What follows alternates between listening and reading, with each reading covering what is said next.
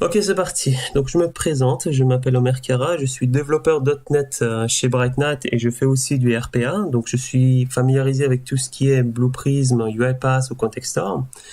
Et donc, voilà, aujourd'hui, j'aimerais vous montrer une manière d'automatiser des applications web sur le navigateur Chrome ou sur le navigateur Firefox. Je sais que Blue Prism ou UiPath proposent leur manière de faire. Donc voilà, il arrive que sur Internet, vous trouvez des applications web qui suivent les standards, mais d'autres qui ne suivent pas parce qu'ils ont été codés différemment.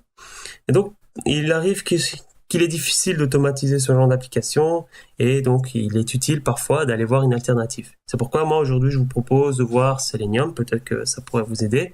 Donc Selenium c'est quoi? C'est à la base un framework qui vous permet de faire du UI testing. En gros, ça permet de reproduire des comportements d'un utilisateur.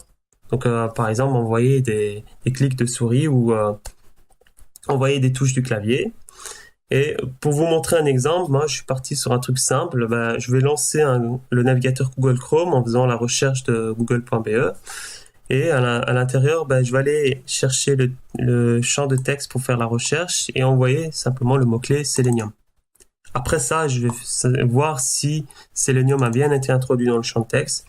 Et si c'est le cas, l'assert, la condition qui est ici, va retourner vrai. Donc mon test va résulter comme une condition vraie.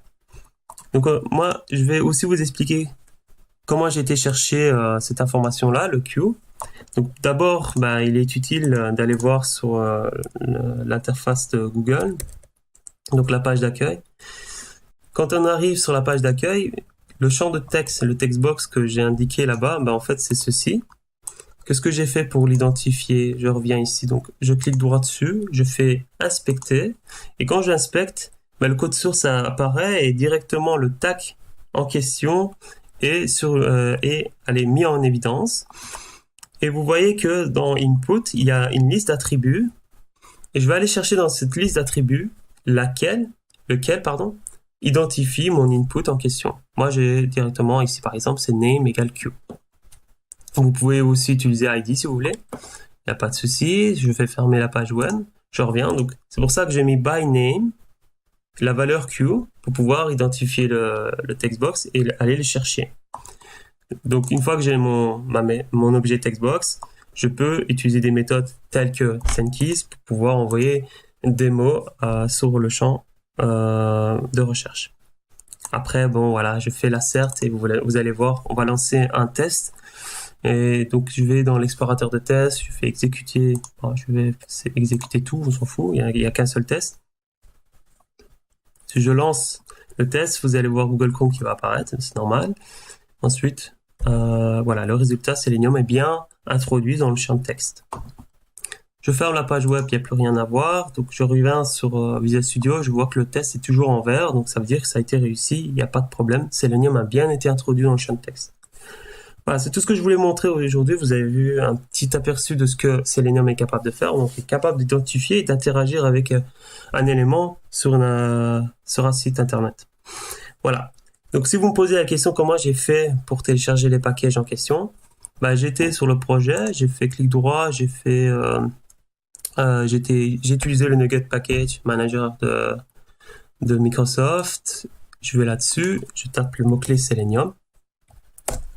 Et je télécharge les packages dont j'avais besoin. J'ai pris le WebDriver comme driver. J'ai pris les autres. Je me suis dit, on sait jamais, peut-être ça va être utile.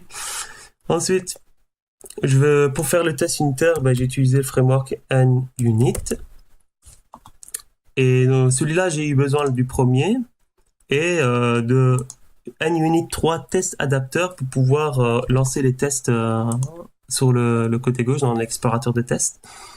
Et voilà, donc c'est tout ce que j'ai eu besoin d'importer comme package. Vous voyez qu'ici, il n'y a pas grand-chose. Et que comme étranger, il y a le package NUnit et le package WebDriver, les deux là. Voilà. Donc ça termine ma vidéo. J'espère que ça vous a plu, que ça pourrait vous être utile pour le développement de vos projets RPA, pourquoi pas. Si vous avez une question, n'hésitez pas à réagir sur les commentaires. Je ne sais pas si je vais me poster directement sur LinkedIn, sur YouTube. Enfin, je verrai. En tout cas, j'espère qu'il y aura une suite. Donc, je vous souhaite à bientôt pour une prochaine fois, peut-être. Donc, à plus.